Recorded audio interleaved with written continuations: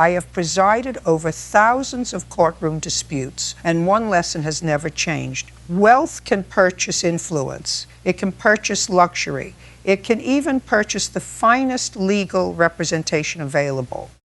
But it has never purchased the truth. The truth has a habit of arriving exactly when people are most certain it never will. That lesson came rushing back the morning Victoria Sterling walked into my courtroom with the confidence of someone who believed the verdict had already been decided.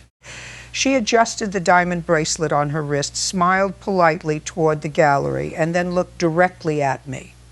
"Judge," she said with complete confidence, "those emails are private. No one has the right to read them." I watched her smile as she finished speaking. She genuinely believed privacy would protect her. What she didn't know was that resting beside my bench sat a sealed ivory envelope containing certified copies of every email she hoped would never see daylight. I didn't touch the envelope, not yet. Over the years, I've learned that evidence is most powerful when people have already committed themselves to a lie. Believe me, I never expected this hearing to become one of the most unforgettable courtroom battles I have ever witnessed. Before I take you back to where it all began, make sure you're subscribed if you enjoy powerful courtroom stories like this. And if you're watching for the first time, leave a comment telling me where you're watching from. I always enjoy seeing how far these stories travel. Now, let me show you exactly why I still remember this case. The paperwork described it as a civil defamation lawsuit. Victoria Sterling, the wife of billionaire investment executive Charles Sterling, claimed her former executive assistant had spread false accusations that severely damaged her personal reputation and the public image of the Sterling Foundation. She demanded millions of dollars in damages. According to her complaint, the defendant had fabricated a story involving confidential emails after being dismissed from her position. On paper, the case appeared straightforward, but I've learned never to trust paperwork more than people. As I entered the courtroom that morning, I immediately began observing both parties. I watched Victoria take her seat. She wore an elegant navy designer suit, an expensive necklace, and the calm expression of someone accustomed to being the most powerful person in every room she entered. She acknowledged her attorneys. She acknowledged several spectators. She never once looked toward the woman seated across the courtroom. I noticed that immediately. People who are genuinely confident rarely avoid eye contact. Across the aisle sat Emily Lawson, 47 years old, 14 years employed by the Sterling family. She wasn't wearing expensive clothes. Instead, I noticed something far more meaningful. She held a worn brown leather folder against her chest with both hands as though protecting something irreplaceable. Then my attention shifted to her left wrist. I noticed a faded hospital bracelet. It wasn't new. It had clearly been there for years. Every few moments, without realizing it, she gently touched it with her thumb. People reveal their deepest pain through habits they don't know they're repeating. I made a mental note to ask about it later. The attorneys introduced themselves, and opening statements began. Victoria's lead attorney approached with complete confidence. He described Emily as a disgruntled former employee. He claimed she had invented outrageous allegations after losing a prestigious position with one of the country's most respected philanthropic families. Then I heard him say something that immediately caught my attention. My client trusted the defendant completely until she violated that trust by accessing private correspondence she had absolutely no right to read. I wrote that sentence in my notes, not because I believed it, because I intended to test it. When his opening statement ended, Emily's attorney quietly stood. He carried only a single folder, no dramatic presentation, no theatrical language, just facts. He looked toward me and calmly said, "Your Honor, this case is not about an employee searching for confidential emails." He paused. "It's about what happened after one confidential email accidentally found her." I watched Victoria. Her expression changed for only a fraction of a second. Most people inside my courtroom never noticed it. I did. Years on the bench have taught me that the smallest reaction often reveals the biggest fear. Emily's attorney continued. "My client was performing duties she had been assigned for 14 consecutive years. One message was mistakenly forwarded into an executive account she was authorized to manage. Its subject line contained her own name. I watched Victoria slowly tighten her grip around a fountain pen. Interesting. Very interesting. People who are completely innocent usually remain relaxed while hearing the truth." I called Emily Lawson to the witness stand. She stood carefully, still holding the worn leather folder. After taking the oath, she thanked the clerk before sitting down. Courtesy often tells me more about a witness than confidence ever does. I began with the simplest questions. "Miss Lawson, how long did you work for the Sterling family?" 14 years, Your Honor. "During those 14 years, were you ever disciplined for dishonesty?" "No." "Were you ever suspended?" "No." "Did Mrs. Sterling regularly trust you with confidential schedules and correspondence?" "Every day." Her answers never changed. They were calm, measured, direct. Then I asked the question I had been thinking about since she entered my courtroom. Miss Lawson, she looked toward me. "May I ask about the hospital bracelet on your wrist?" She gently touched it and smiled sadly. "My son gave it back to me after his surgery. He asked me never to throw it away." "Why?" She looked down for a moment. He said, "Difficult days eventually end." The courtroom became completely silent. I heard someone quietly clear their throat in the gallery. Emily took a slow breath before continuing. "I've worn it ever since to remind myself not to give up." I nodded. Then I returned to the case. "Miss Lawson, what happened the day everything changed?" She slowly opened the worn leather folder she had protected since arriving. Instead of removing financial documents, instead of removing employment records, I watched her carefully place a single printed email onto the evidence table. Only one page, only one sentence highlighted in yellow. The moment I looked toward Victoria, I watched every trace of confidence disappear from her face. She recognized that page instantly. What she didn't know was that the sealed ivory envelope beside my bench contained the rest of the conversation. And before this courtroom was finished hearing the truth, those remaining pages would change everything. I never took my eyes off Victoria Sterling after Emily placed that single page onto the evidence table. People often believe the truth announces itself with dramatic confessions. In my courtroom, it usually begins with something much smaller: a tightened jaw, a trembling hand, a smile that disappears 1 second too early. I watched Victoria carefully. Only moments earlier, she had been sitting comfortably with one hand resting on the table.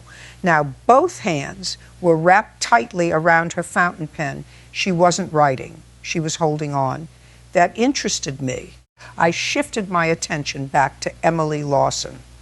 "Miss Lawson," I said, "before we discuss this email, I want to understand something." She nodded. "You worked for the Sterling family for 14 years. "Yes." "Your Honor, tell me what those 14 years looked like." She smiled faintly. "It became my entire life." I listened as she described arriving before sunrise nearly every morning. She coordinated executive calendars, private travel board meetings, family vacations, charity galas, medical appointments, holiday events. She remembered birthdays before anyone else. She reminded executives about anniversaries. She stayed late whenever international meetings required overnight preparation. "I wasn't just managing schedules," she explained. I was protecting their lives from falling apart. I watched the gallery listening more carefully now. Loyalty is difficult to explain. It becomes obvious only after someone loses it. I asked another question. During those 14 years, did Mrs. Sterling ever accuse you of being dishonest? No. Did she ever question your integrity? Never. Emily's attorney quietly approached the evidence table. Your Honor, he handed several documents to the bailiff. I'd like to introduce 14 annual performance evaluations. I reviewed them one by one. Every single evaluation carried Victoria Sterling's signature. Every single one praised Emily's honesty, dependability, professionalism, discretion. One sentence appeared repeatedly throughout the years. Asked Emily Lawson is one of the few people I trust completely. I looked toward Victoria. She avoided my eyes. Interesting, very interesting. People rarely enjoy reading their own words when those words begin contradicting their testimony. I turned back toward Emily. What changed? She answered immediately. One email. The courtroom became silent again. Tell me exactly what happened. Emily folded her hands together. I was organizing executive correspondence before the Sterling Foundation's annual charity gala. Everything was normal. Then one message appeared inside an executive account I managed. Were you searching for private emails? No. Why did you open it? My name was in the subject line. She paused. I assumed someone needed something from me. What happened next? I realized almost immediately the message wasn't meant for me. Did you continue reading? I tried to close it. Tried? There were replies underneath. She looked directly at me. My name kept appearing. I watched Victoria slowly exhale. Not relief, resignation. Emily continued. The first reply confused me. The second one frightened me. The third one made me realize someone desperately hoped I would never read any of them. No one in the courtroom moved. Silence has a remarkable way of revealing the weight of certain words. Emily's attorney spoke again. What did you do after reading the emails? I reported the mistake internally. To whom? Our human resources director. What happened after that? My computer access was disabled before lunch. When were you terminated? 2 days later. I wrote the timeline in my notebook. Accidental email, Tenal report, account disabled, termination, 2 days. I looked toward Victoria's attorney. He had stopped taking notes. That told me something. When attorneys stop writing, they're usually thinking. Victoria suddenly spoke. She violated company policy. I turned toward her. You'll have every opportunity to testify. She nodded politely, but I noticed something else. She hadn't denied the timeline. She had only tried to justify it. There's a difference. Emily's attorney reached into the worn leather folder. Miss Lawson, did you bring everything you preserved after your termination? Yes. She carefully removed a small black flash drive. It wasn't expensive. There was no label on it. Just a plain storage device, no larger than her thumb. She placed it gently beside the printed email. I almost destroyed this. I looked toward her. Why didn't you? My son stopped me. She smiled sadly. He said, she paused for a moment. If the truth disappears, the lie becomes permanent. Those words settled over my courtroom. No one whispered. No one shifted in their seats. I simply watched the faces around me. Some looked toward Emily. Others looked toward Victoria. I kept watching Victoria. The color had begun leaving her face, not because of the printed email, not because of Emily's testimony, because she recognized the flash drive. She knew exactly what it contained. What she didn't know was that I had already reviewed the chain of custody, establishing where those files came from. And that wasn't even the evidence I believed would decide this case. The sealed ivory envelope beside my bench still remained unopened, and I had a growing feeling. Its contents were about to change this courtroom forever. I kept my attention on Victoria Sterling. She hadn't looked at Emily once since the flash drive was placed on the evidence table. Instead, I watched her whisper something to her attorney. He didn't respond. He simply stared at the flash drive for several seconds before lowering his eyes. That told me more than any objection could have. Fear has a way of silencing even experienced lawyers. I folded my hands. "Mrs. Sterling," I said calmly, "please take the witness stand." She stood with the same polished appearance she had displayed since entering my courtroom. She adjusted the sleeve of her designer jacket, straightened her posture, lifted her chin. From across the room, she still looked confident.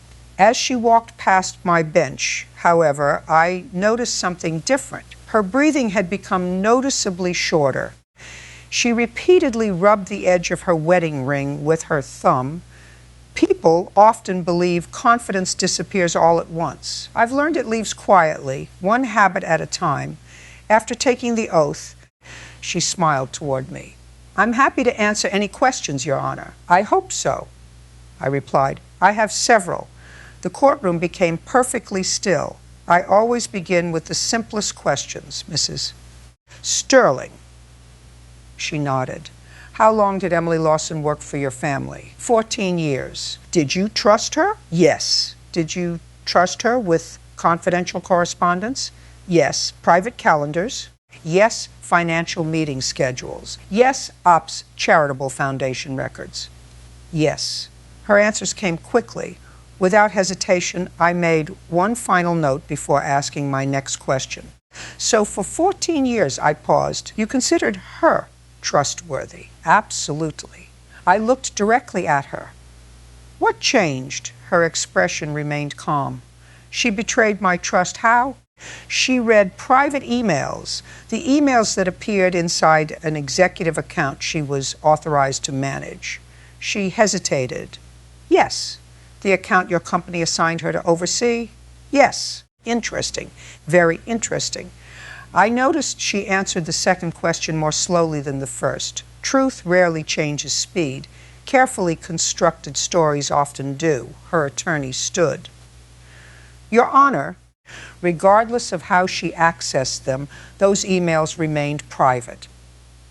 "I understand your position," I answered. Then I looked back at Victoria. When Emily reported the mistaken email internally, I glanced at my notes. Why wasn't she simply instructed to delete it? Victoria shifted in the witness chair. "I lost confidence in her. Immediately." "Yes." "So after trusting someone for 14 years, I leaned forward slightly. You lost that trust within a single morning?" "Yes." "Without conducting any investigation?" She looked toward her attorney. "I noticed it immediately. People searching for truthful memories usually look inward. People searching for safe answers often look sideways." "I don't remember every detail." "You remember firing her?" "Yes."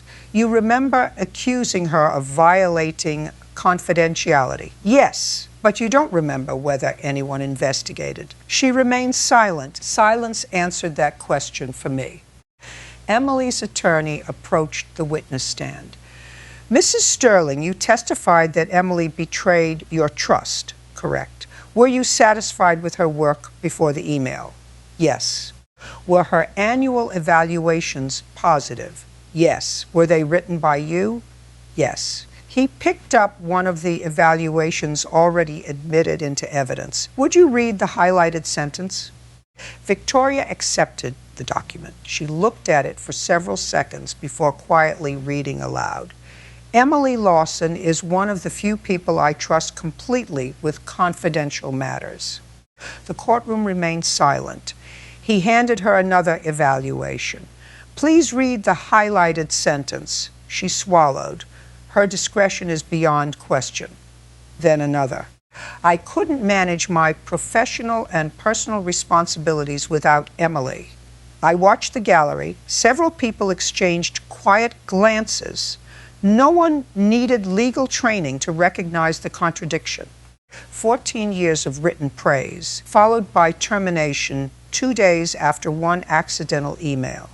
Emily's attorney thanked Victoria and returned to the evidence table. He picked up the flash drive. Your Honor, I'd like permission to publish Exhibit 12. Victoria reacted before anyone else. No! The single word echoed across the courtroom. Every head turned toward her. She immediately looked at her attorney. He stood. Objection, Your Honor. On what grounds? I asked. The contents require authentication. Emily's attorney nodded politely. They've already been authenticated. He handed certified forensic reports to the bailiff. I carefully reviewed every page, digital signatures, server metadata, recovery logs, chain of custody. Everything matched. I closed the report. Objection overruled. I watched Victoria slowly lower her head. The confidence that had entered my courtroom that morning had almost completely disappeared. Emily's attorney connected the flash drive to the courtroom computer. The monitor illuminated. Instead of opening an email immediately, a folder appeared. Its title read, Asterisk Executive Archive. Inside were dozens of ordinary files, travel itineraries, BIDE meeting agendas, Fastenal correspondence, nothing unusual. Victoria visibly relaxed. She believed the danger had passed. I've seen that mistake before. Sometimes the most important evidence isn't hidden. It's simply buried beneath ordinary things. Emily's attorney clicked one final folder. A complete email chain appeared on the screen, longer than the printed page already entered into evidence. Several replies had never been disclosed before. I watched Victoria stop breathing for the briefest moment. She recognized every word before anyone else had the chance to read them. And I realized the truth wasn't waiting inside the sealed ivory envelope anymore. It had already begun revealing itself. I watched the complete email chain appear on the courtroom monitor. No one spoke. I didn't rush to read it. I've learned that silence gives people one final opportunity to prepare themselves for the truth. I looked at Victoria Sterling. She wasn't looking at the screen anymore. She was staring down at the witness stand. Her attorney quietly leaned toward her and whispered something. She never answered. That caught my attention. People who still believe they can win usually keep talking. People who realize the evidence has already spoken often become very quiet. I turned toward Emily's attorney. Go ahead. He nodded and enlarged the first newly recovered reply. The email filled the courtroom monitor. Before anyone else could read it, I looked toward Victoria. Mrs. Sterling, she slowly raised her eyes. Do you recognize this email? Yes. Did you write it? She hesitated, then quietly answered yes. The courtroom remained silent. Emily's attorney began reading aloud. Emily has started asking questions about the reimbursement reports. He scrolled down. If she keeps comparing invoices, she'll eventually figure it out. Another reply appeared. Make sure accounting limits her access before she starts connecting everything together. I watched several people in the gallery exchange surprised looks. I didn't react. I wanted the evidence to speak without interruption. Emily's attorney continued reading. If she accidentally saw the wrong email, we'll handle it the same way we handle every other problem. He paused, then read the final sentence. No one believes an employee once they're no longer employed. The room became completely silent. I slowly looked toward Victoria. Mrs. Sterling, she swallowed. Did you write those words? Yes. Can you explain what you meant? She looked toward her attorney. I noticed it immediately. She wasn't searching for the truth. She was searching for an escape. After several long seconds, she finally answered. I was frustrated. Frustrated. Yes. At what? Emily kept questioning financial records. I leaned slightly forward. So she wasn't asking personal questions, no. She was asking business questions, yes. Questions connected to foundation reimbursements. She closed her eyes. Yes. Interesting. Very interesting. Every answer she gave seemed to strengthen Emily's testimony instead of her own. I turned toward Emily. Miss Lawson, she looked at me. Why were you asking about reimbursement reports? She answered without hesitation. Because the numbers didn't match. What numbers? I noticed several invoices had been entered twice. Did you accuse anyone of stealing? No. Did you contact the media? No. Did you publish anything online? No. What did you do? I emailed the accounting department asking whether it was a bookkeeping mistake. I nodded. A reasonable question. Emily's attorney walked toward the evidence table carrying another folder.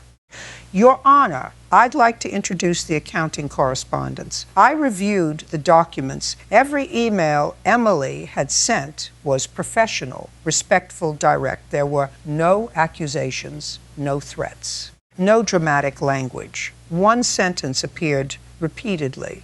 Can someone please help me understand this discrepancy? I looked back toward Emily. You weren't trying to expose anyone. No.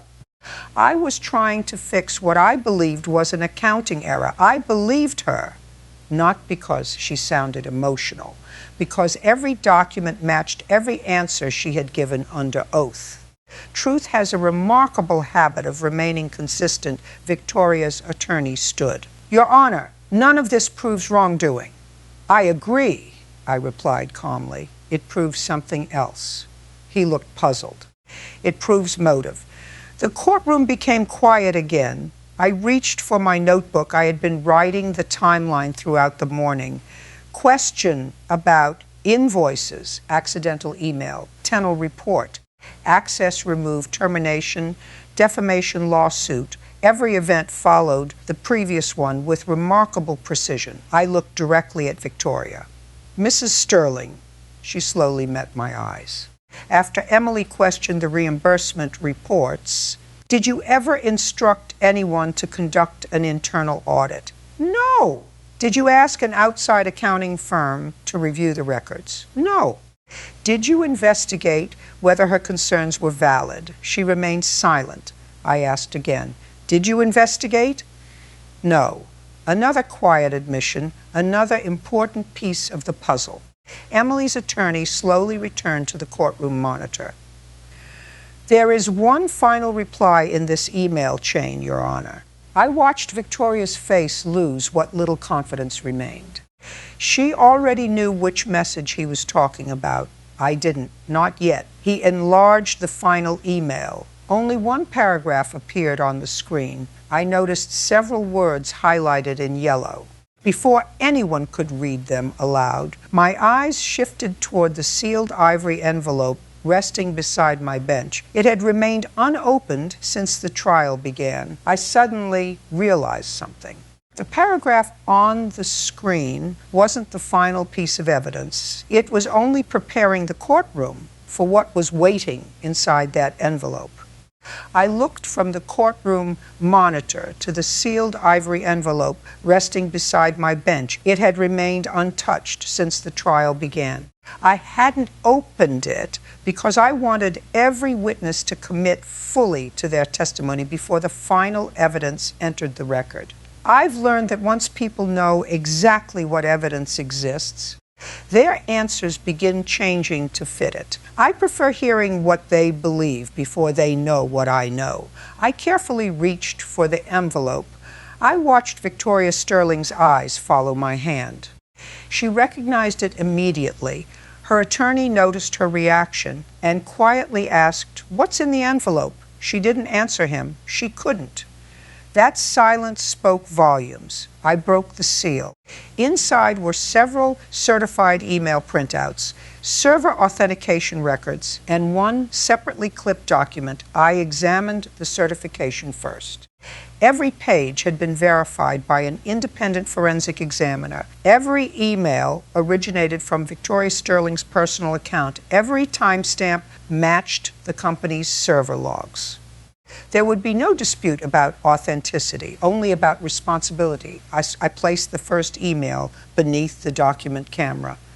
Mrs. Sterling, I said calmly, is this your personal email address? She barely glanced at it. Yes. Did you send this email? Yes. No one else had access to this account. Not that I'm aware of. I nodded once. That answer mattered. When people confirm ownership before seeing the contents, they remove many of their future arguments. I began reading. Emily questioned the reimbursement reports again this morning. I turned the page. Charles still believes she's loyal, but loyalty becomes dangerous once people begin comparing financial records. The courtroom remained completely silent. I continued. If accounting cannot explain the missing foundation money, we'll make this about Emily instead. I slowly lowered the page. Then I looked directly at Victoria. Mrs. Sterling. She never looked up. Did you write those words? After several long seconds, yes. No explanation, no excuse, just one quiet admission. Truth often becomes very short when there are no lies left to protect. Her attorney stood immediately. Your Honor, those emails require context. I agree. I reached into the envelope again, and fortunately, I lifted another document into view. The context is right here. It wasn't another email, it was an independent forensic accounting report. I carefully reviewed the first page: donation records, vendor payments, executive reimbursements, travel expenses. Every figure had been cross-referenced with supporting documentation. I noticed multiple payments categorized as charitable outreach. The attached receipts told a different story. Luxury resort reservations, private vacations, dip-toss purchases, none of them qualified as charitable expenses. I looked toward Victoria. Mrs. Sterling, she slowly raised her head.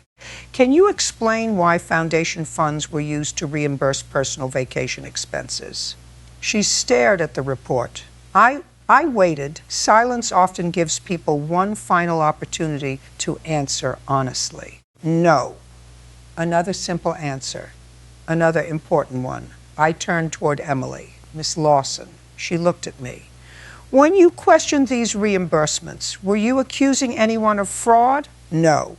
Your Honor, what were you trying to do? I thought someone had made bookkeeping mistakes. You believe they were errors? Yes. What did you hope would happen? I hoped someone would explain them. I believed her, not because of emotion, because every document supported every answer. Emily's attorney approached with one final exhibit, the worn leather notebook Emily had carried into court all morning. He handed it to me. I slowly turned each page. Meeting dates, expense reminders, accounting notes, follow-up questions. Nothing dramatic, nothing written after the lawsuit began. The notebook had been maintained over many years. One sentence caught my attention, written months before Emily's termination. Need clarification before approving reimbursement. Nothing accusatory. Nothing emotional, just careful professional work. I looked toward Victoria. Mrs. Sterling, she met my eyes. For 14 years, I gently rested my hand on the notebook. This is the employee you trusted. She didn't answer. There isn't a single page suggesting revenge, no page suggesting dishonesty. I paused. What I do see, I looked at the accounting report. Is someone trying to perform her job carefully? The courtroom remained silent. Then I reached into the ivory envelope one final time. Only one email remained unread. Unlike every other message, this one wasn't discussing accounting. It wasn't discussing reimbursements. It wasn't discussing foundation records. It was discussing Emily Lawson herself. I looked directly at Victoria. She already knew which email I was holding. I could see it in her face. The color had completely drained away. She wasn't worried about losing the lawsuit anymore. She was worried about what the next 30 seconds would reveal. I unfolded the final page. I looked down at the first sentence, then back toward Victoria without reading another word. I realized that this single email contained the answer to the most important question in the entire case. And once my courtroom heard it, there would be only one verdict the law would allow me to reach. I unfolded the final email slowly. No one in my courtroom spoke. I didn't begin reading immediately. Over the years, I've learned that silence has a remarkable way of reminding people that every decision eventually reaches a moment where excuses run out. I looked at Victoria Sterling. She wasn't looking at me anymore. She wasn't looking at her attorney. She was staring at the witness stand as though she already knew there was nothing left to defend. I lowered my eyes to the document. "Mrs. Sterling," I asked calmly, "did you send this email 3 days after terminating Emily Lawson?" She answered so quietly that I almost didn't hear her. "Yes." I nodded, then I began reading. "Now that Emily is gone, destroy every draft connected to the reimbursement reports." The courtroom remained silent. I continued. "If anyone asks why she was terminated, repeat that she violated confidentiality." I turned to the final paragraph. "If people hear the same story often enough, they'll stop asking what really happened." I carefully placed the document back onto my bench. Then I looked directly at Victoria. "Is there any context that changes the ordinary meaning of those words?" She opened her mouth, closed it again, then slowly shook her head. No. That answer mattered more than anything else she had said all day. Her attorney quietly removed his glasses and placed them on the table. He understood exactly what had just happened. This case had never been about protecting private emails. It had been about protecting a public image. I turned toward Emily Lawson. She sat exactly where she had been throughout the trial, calm, respectful. Her hands still rested gently on the worn leather folder. I asked her one final question. "Miss Lawson," she looked toward me, "after everything that happened, why didn't you release these emails to the media?" She answered without hesitation, "Because I didn't want revenge." The courtroom remained perfectly still.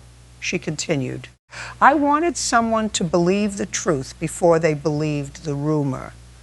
I watched several people in the gallery lower their eyes. Those words carried more weight than any legal argument I had heard that day."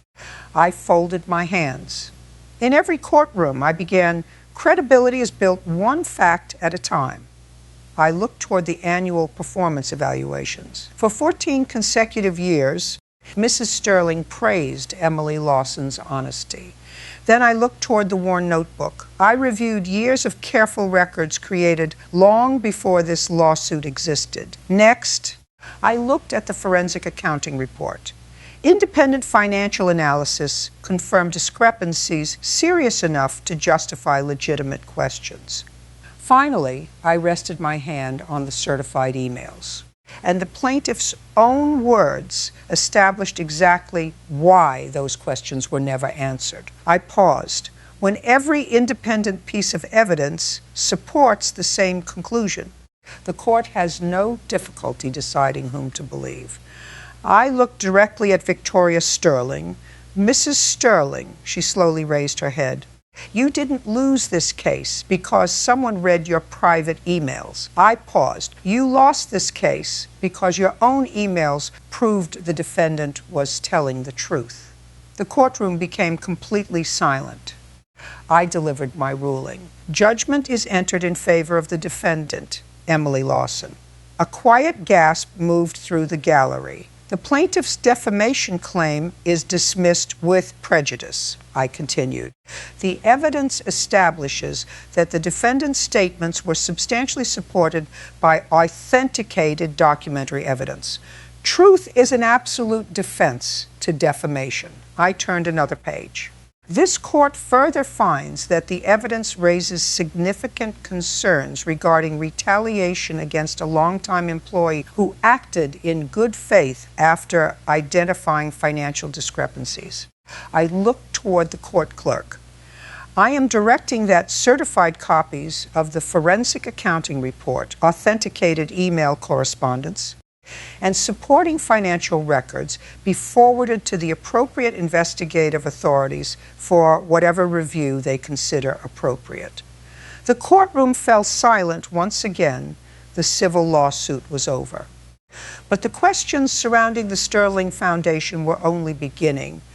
I watched Emily slowly close the worn leather folder she had carried into my courtroom that morning. She didn't smile. She didn't celebrate. Instead, I saw tears quietly forming in her eyes. Not tears of victory, tears of relief. After years of having her honesty questioned, she no longer had to defend it. Emily stood. Before leaving, she turned toward me. Your Honor? Yes, Miss Lawson? Thank you for listening before deciding. I smiled. That's exactly what a courtroom is supposed to do.